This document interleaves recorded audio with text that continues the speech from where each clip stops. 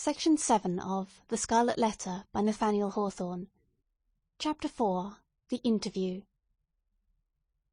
After her return to the prison, Hester Prynne was found to be in a state of nervous excitement that demanded constant watchfulness, lest she should perpetrate violence on herself or do some half-frenzied mischief to the poor babe. As night approached, it proving impossible to quell her insubordination by rebuke or threats of punishment, Master Brackett, the gaoler, thought fit to introduce a physician. He described him as a man of skill in all Christian modes of physical science, and likewise familiar with whatever the savage people could teach in respect to medicinal herbs and roots that grew in the forest.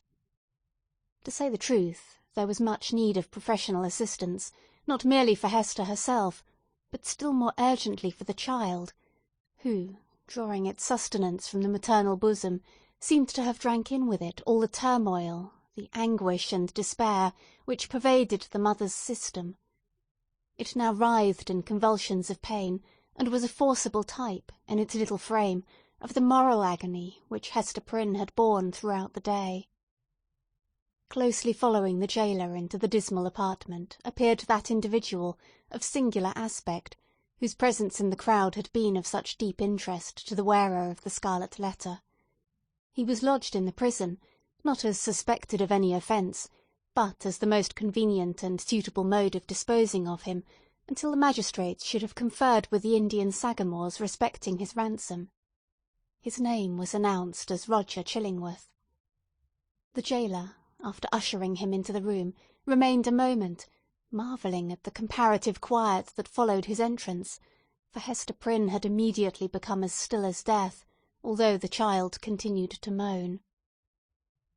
"Prithee, friend, leave me alone with my patient," said the practitioner.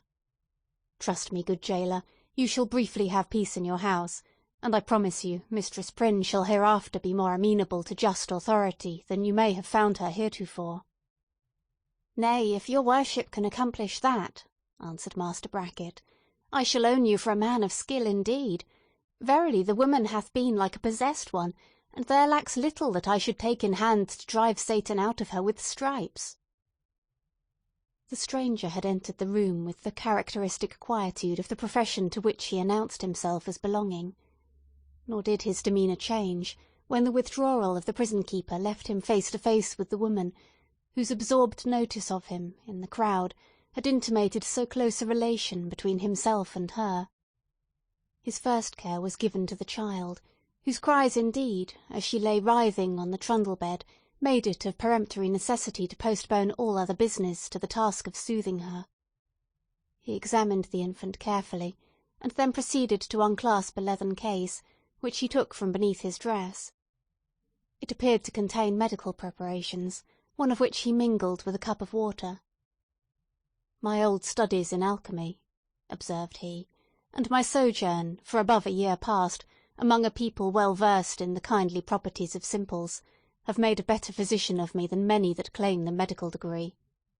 Here, woman, the child is yours, she is none of mine, neither will she recognise my voice or aspect as a father's. Administer this draught, therefore, with thine own hand." Hester repelled the offered medicine, at the same time gazing with strongly marked apprehension into his face.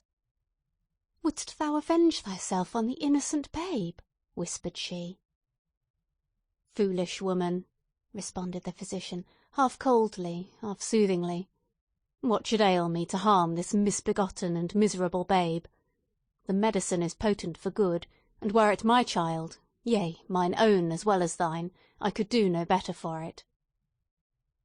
As she still hesitated, being, in fact, in no reasonable state of mind, he took the infant in his arms and himself administered the draught. It soon proved its efficacy and redeemed the leech's pledge.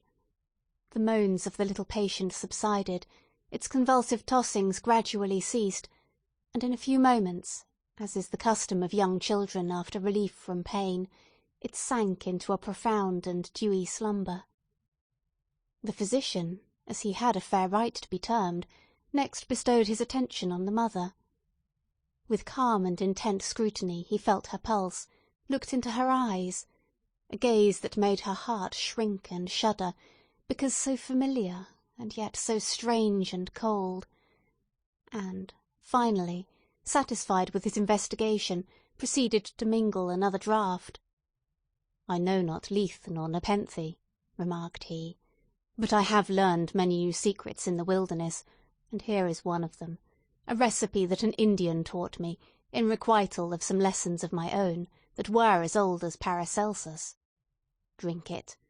It may be less soothing than a sinless conscience, that I cannot give thee, but it will calm the swell and heaving of thy passion, like oil thrown on the waves of a tempestuous sea."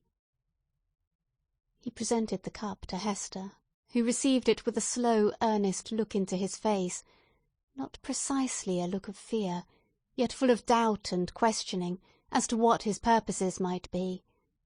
She looked also at her slumbering child.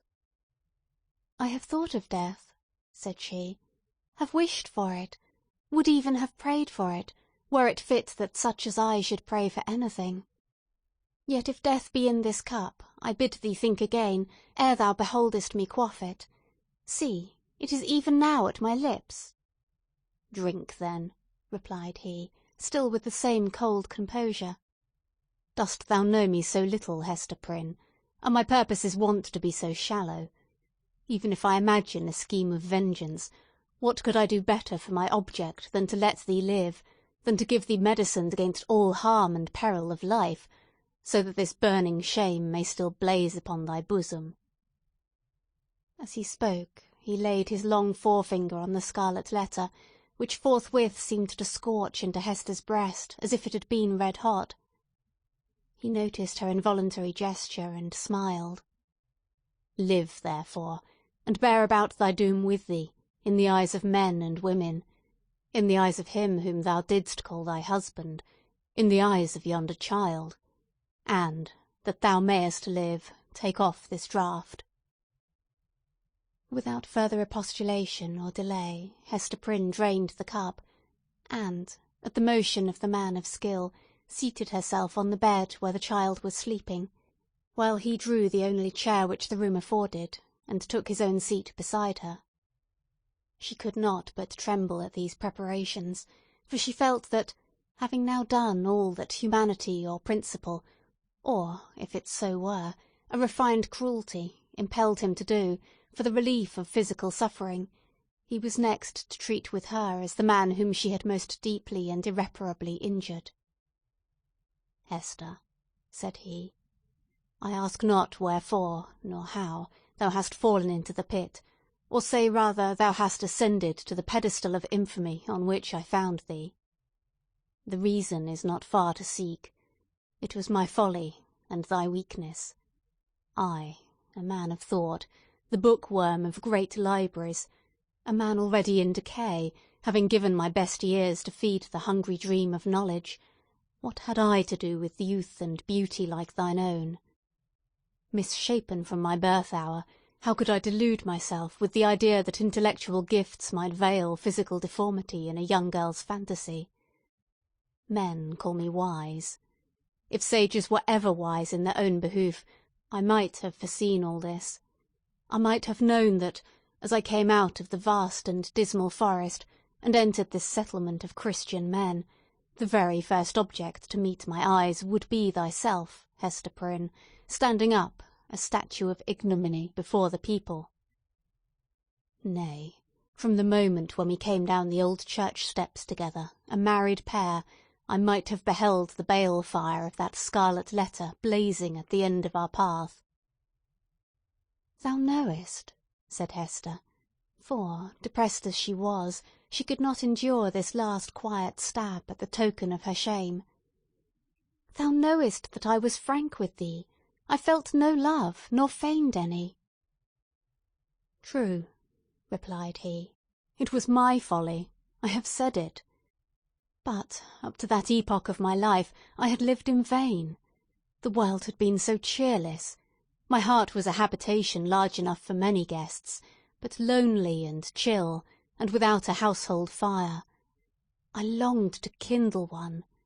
It seemed not so wild a dream, old as I was, and sombre as I was, and misshapen as I was, that the simple bliss which is scattered far and wide for all mankind to gather up might yet be mine. And so, Hester, I drew thee into my heart, into its innermost chamber, and sought to warm thee by the warmth which thy presence made there." "I have greatly wronged thee," murmured Hester. "We have wronged each other," answered he. "Mine was the first wrong, when I betrayed thy budding youth into a false and unnatural relation with my decay. Therefore, as a man who has not thought and philosophized in vain, I seek no vengeance, plot no evil against thee. Between thee and me the scale hangs fairly balanced.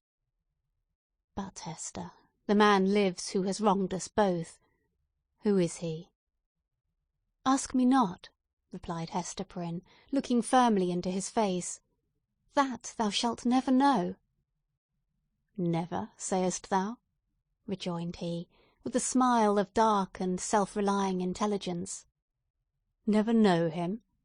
Believe me, Hester, there are few things, whether in the outward world, or, to a certain depth, in the invisible sphere of thought, few things hidden from the man who devotes himself earnestly and unreservedly to the solution of a mystery.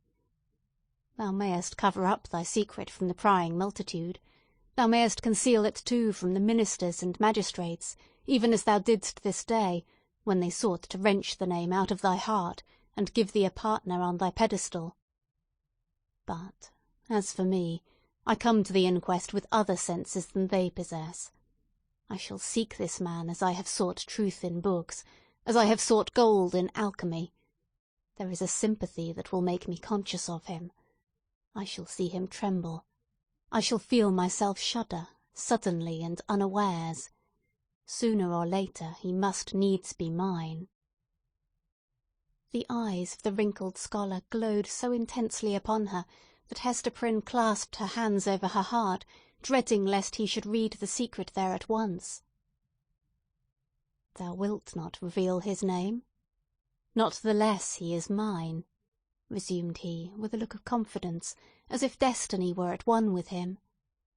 "He bears no letter of infamy wrought into his garment, as thou dost, but I shall read it on his heart. Yet fear not for him. Think not that I shall interfere with heaven's own method of retribution, or, to my own loss, betray him to the gripe of human law. Neither do thou imagine that I shall contrive aught against his life, no, nor against his fame, if, as I judge, he be a man of fair repute. Let him live. Let him hide himself in outward honour if he may. Not the less he shall be mine." "Thy acts are like mercy," said Hester, bewildered and appalled. "But thy words interpret thee as a terror." "One thing, thou that wast my wife, I would enjoin upon thee," continued the scholar.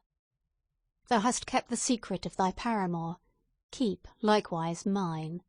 There are none in this land that know me. Breathe not to any human soul that thou didst ever call me husband. Here, on this wild outskirt of the earth, I shall pitch my tent, for, elsewhere a wanderer, and isolated from human interests, I find here a woman, a man, a child, amongst whom and myself there exist the closest ligaments. No matter whether of love or hate, no matter whether of right or wrong. Thou and thine, Hester Prynne, belong to me. My home is where thou art, and where he is. But betray me not." "Wherefore dost thou desire it?" inquired Hester, shrinking, she hardly knew why, from this secret bond. "Why not announce thyself openly, and cast me off at once?" "It may be," he replied, "because I will not encounter the dishonour that besmirches the husband of a faithless woman. It may be for other reasons. Enough, it is my purpose to live and die unknown. Let, therefore, thy husband be to the world as one already dead, and of whom no tidings shall ever come. Recognize me not, by word, by sign, by look. Breathe not the secret, above all, to the man thou wottest of. Shouldst thou fail me in this, beware. His fame, his position, His life will be in my hands. Beware!" "I will keep thy secret, as I have his," said Hester.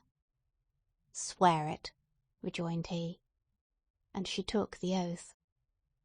"And now, Mistress Prynne," said old Roger Chillingworth, as he was hereafter to be named, "I leave thee alone, alone with thy infant and the scarlet letter. How is it, Hester? Doth thy sentence bind thee to wear the token in thy sleep? Art thou not afraid of nightmares and hideous dreams?" "Why dost thou smile so at me?" inquired Hester, troubled at the expression of his eyes. "Art thou like the black man that haunts the forest round us? Hast thou enticed me into a bond that will prove the ruin of my soul?" "Not thy soul," he answered, with another smile.